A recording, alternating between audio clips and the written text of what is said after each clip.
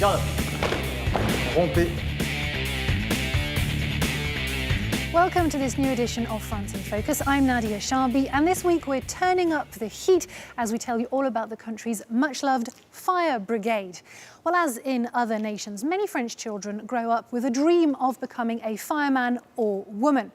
But as you're about to see, there's more than one way of becoming a firefighter, and in fact, fighting fire makes up just a fraction of their varied and often dangerous missions. It's known as the Fire Brigade, but it's far more than a war on flames. Firefighters also deal with emergency medical services, traffic accidents, search and rescue operations, gas leaks, floods, natural and industrial disasters, and are now being trained to extract terror attack victims. In 2016 alone, they were called 4.5 million times. That's once every 7 seconds.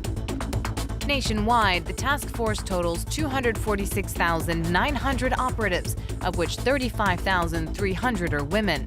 They're divided into 3 categories: professionals, civil servants who work under the authority of the Interior Ministry, volunteers, aged 18 and above, who serve as backup on top of their day job or studies. They make up 78% of the entire contingent. Lastly, soldiers. The fire units in both Paris and Marseille are in fact a division of the French army. The fire department is of course an integral part of France's folklore. On Bastille Day, fire stations nationwide open up to the public for the traditional firefighters' ball, an unmissable party and an annual raffle, the proceeds of which go toward their cooperative that supports the orphans of colleagues killed in the line of duty. Well, beyond the constant physical demands, upgrading from volunteering to professional firefighting can be a long and difficult process. Every few years, the French authorities stage a 3-part exam, combining written, oral and physical tests. Those who pass will then have until the next exam session to find a job in a fire station. That will entail yet another entrance examination. Only once they've cleared that hurdle are they sent off for 3 months of intensive training before joining their new colleagues. We follow a team in Marseille preparing to become part of the Marine Brigade. The latest recruits to the Marseille Naval Fire Battalion. These 25 candidates will spend the next 3 months training to become firefighters. Typically, only around half will make the cut. Among them is 21-year-old Alexandre. We've been thrown straight in the deep end. But anyway, it's quicker to make beds together than each on their own. The battalion is a branch of the French Navy, so as well as becoming firefighters, they're also joining the military. You can see that they have drive, they're motivated, they listen and apply themselves. They've taken to the military style. They're desperate to get started. Before they can properly start the training, each candidate must meet the extremely high fitness standards expected of them. Alexandre has been preparing himself for months. He'll be training alongside some recruits who've already served with the volunteer fire services, but he himself is starting from scratch. Some of them will have some skills that I don't have, so I'll have to compensate. I'll have to get very fit to make up for shortcomings in other areas on the real firefighter side. The recruits will be pushed to their limits throughout the training. One of the key tests is this raised platform 2.4 meters above ground level. If the prospective firefighters cannot get onto it unaided by the end of the training period, they won't be allowed into the brigade. There is a strict code of discipline, and punishments are collective. If even one trainee is late, all of them are penalized. You need to respect the time limits. Do I make myself clear? In France, firefighters don't only tackle blazes, but are the first responders to all medical emergencies. In this scenario, a scooter rider has collided with a car. I'm going to check you for injuries. Around 80% of the Marseille Marine firefighters' role is dealing with these kinds of accidents. We need to make sure they don't pick up bad habits here that will be repeated.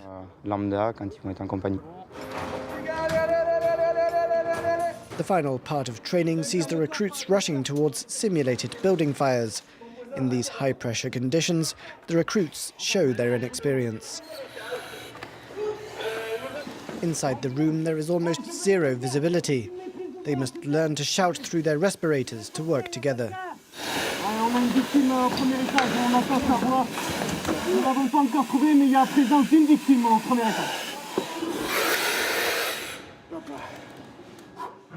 The hardest part is to avoid panicking when we lose sight of the team leader. After their training, those who pass the test will be there to watch over the people of Marseille, protecting the 800,000-strong population from building blazes, accidents and forest fires. Now, it may be one of the best-loved and respected professions, but recently, in a departure from their usual discretion, French firefighters have been voicing their anger over repeated budget cuts. While they're often the first at the scene of any crisis and are being constantly asked to add to their workload, many feel they're being stretched to the limit. A human barricade of firefighters bringing the Paris city bypass to a halt. This was last November, as the protest movement began to gather steam. Then in March, they descended on the capital once again. More than 2,000 local emergency workers joining forces from all over the country to call for better working conditions. We're being asked to do what we did 20 years ago with 30% less staff, and above all, a lack of consideration for firefighters, who are asking to be recognised. We're not asking for money, simply decent working conditions. That same day, several more French regions joined the movement. At this fire station in the northern city of Caen, 23 employees are striking. A lack of resources has pushed a dozen of their colleagues to resign over the past 5 years. It's difficult for us and very dangerous for civilians. An extra 10 minutes and it means deaths, with people jumping if you don't have time to rescue them. This emergency service is increasingly ruled by its dwindling budget.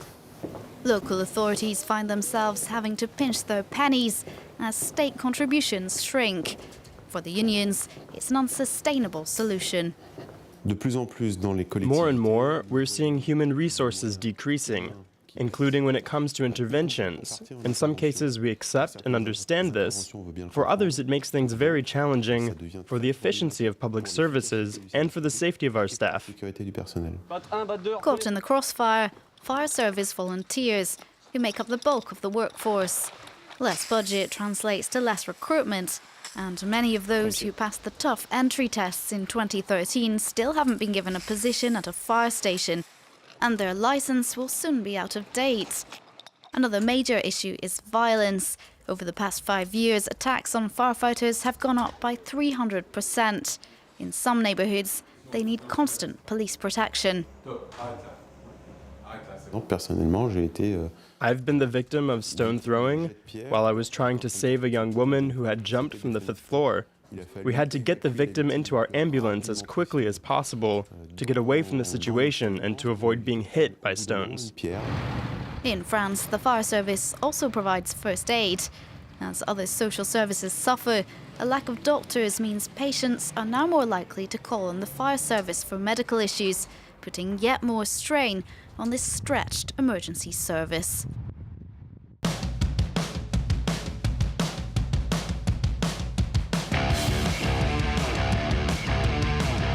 We're now in Paris City Hall, where an exhibition looks into the rich history of the capital's fire brigade. And to tell us more, I'm joined by our guest, Lieutenant Colonel Gabriel Plus. Hello, thank you for being with us. Can you start by telling us about how and why in Paris firefighting became the prerogative of the military? Yes, the army took over firefighting duties in Paris by decree after Napoleon witnessed the terrible blaze of July 1811 at the Austrian embassy. Efforts to extinguish the inferno were chaotic and dozens died, including royalty. And you work with other bodies who are more trained on the medical side? Well, the notion of emergency medical services was invented by the Paris Fire Brigade. It was the result of the Army's experience on the battlefield, understanding that it's for the medical team to reach the victim rather than the other way around. And that French model comes from the Paris Brigade. Now, the brigade doesn't actually operate on its own in Paris. There are also, in all the big buildings such as the Opera, the Tour Montparnasse, or even big department stores, there are in-house private fire brigades. How does that function? That's right. In important hubs like the Opera, the National Assembly, or the Paris courthouse, the first responders are already on site 24/7, contracted by private companies. But more often than not, you'll have former Paris firefighters on staff, or specialized firefighters like in the Louvre Museum, for example. Avoir un savoir-faire particulier pour prendre en compte le risque incendie dans un établissement comme le Louvre. Now, recently, you've had to contend with the repeated risk of terrorist attacks. How can firefighters help in that kind of situation? Actually, it's not really a new threat. It began addressed as a part of a European response protocol that was set up in 2004 and 2005, after the multi-site attacks in London and Madrid. And of course, being part of the military means we have experience from outside operations, which means we're prepared for that kind of threat. And are there enough young people still wanting to become firefighters in France?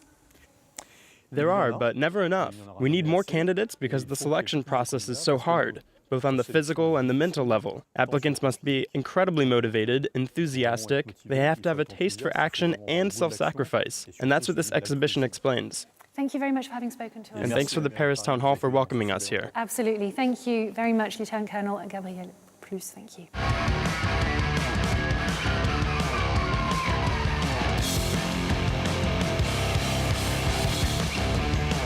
That's all we're leaving this edition. Thank you for watching. Stay tuned to France 24.